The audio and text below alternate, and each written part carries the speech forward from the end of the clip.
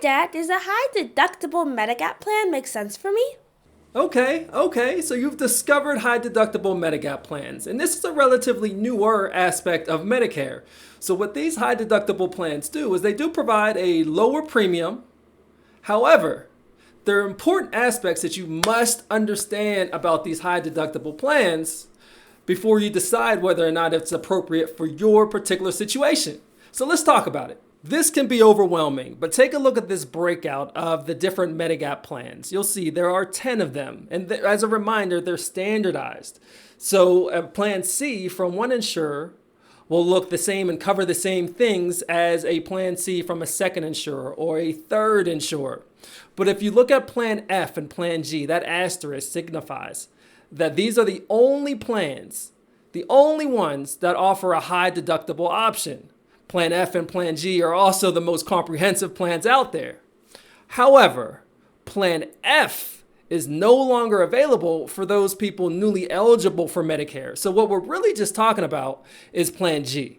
You're probably used to high deductible plans as a result of employer-sponsored healthcare plans, right? With an employer high deductible plan while you're working, these plans can be paired with things like a health savings account, an HSA. And HSAs are great, but this is one difference with the Medigap high deductible plan, is that they do not come with an HSA. In fact, you're prohibited from contributing to an HSA while you're on Medicare. You can use an HSA to pay eligible healthcare expenses. You can use those proceeds that you've built up over time. But what you can't do is you can't contribute to an HSA. So no HSA with this high deductible Medigap Plan G plan. Let's talk about how the high deductible plan actually works. Right? So let's take Part B, right? Medical insurance. So we know that with Part B, there's a small deductible that you have to pay. For 2023, it's about $226. You got to pay that, cover those expenses first, and then after that, Medicare starts to pay. But Medicare doesn't pay everything, right? That's why we want Medigap. Medicare pays 80% of covered expenses. You pay 20%. Now, if you have regular Plan G, that deductible, that $226 that you pay, after that, Medicare pays 80, your responsibility is 20, but the Medigap Plan G pays that other 20%, so you don't have to worry about it. Well, the high deductible plan doesn't do that, well, at least not yet. What happens is you have to pay a specific deductible of covered expenses before that Plan G high deductible plan starts to pay that 20%. And what is that deductible for 2023? Well, that deductible is $2,700 in 2023. But no, don't fret, because that $226 deductible that's Part B, that's included in that $2,700. So all in, you have to pay $2,700 in 2023 before that Medigap plan starts to pick up that 20%, right? And you don't have to pay 100% of the expenses like in that initial deductible. You only have to pay that 20%.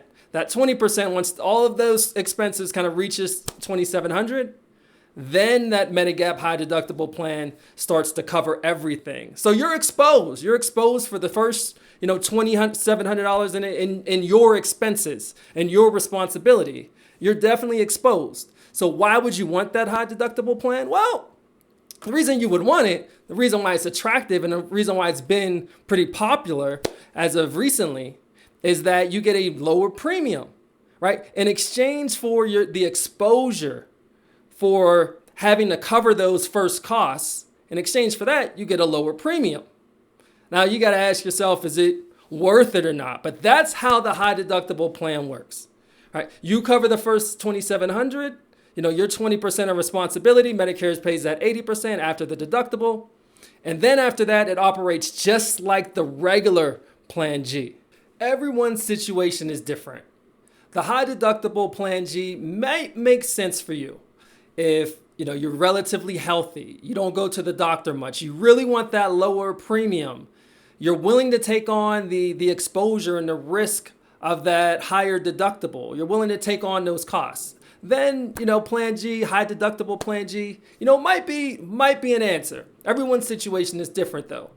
Now, I also want to say that deductible that $2,700 in 2023, that will go up over time. So your exposure will increase, right? Why would you not want to do the high deductible plan G? Well, if you want more predictability, you just want to take all that risk off the table, right? If you go to the doctor, pretty often, where you'd run up that deductible, if your health is not great.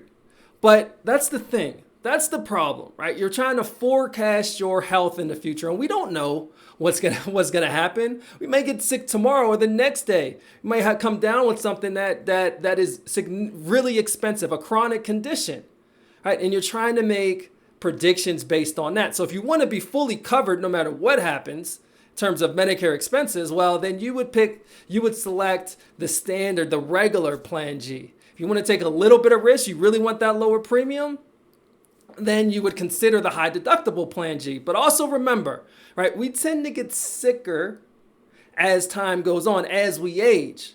And if you get that high deductible Plan G and you later want to switch to regular G, you most likely will need to go through underwriting. And you may find that you're stuck on that high deductible Plan G. You're not able to move to the regular Plan G. You're likely you can always go back to Medicare Advantage, but again, that's a whole nother realm of exposure. But you may be stuck on that high deductible plan if you choose it. My goal is for you to make fully informed decisions because you only get one chance at a successful retirement. I got it. That makes sense now.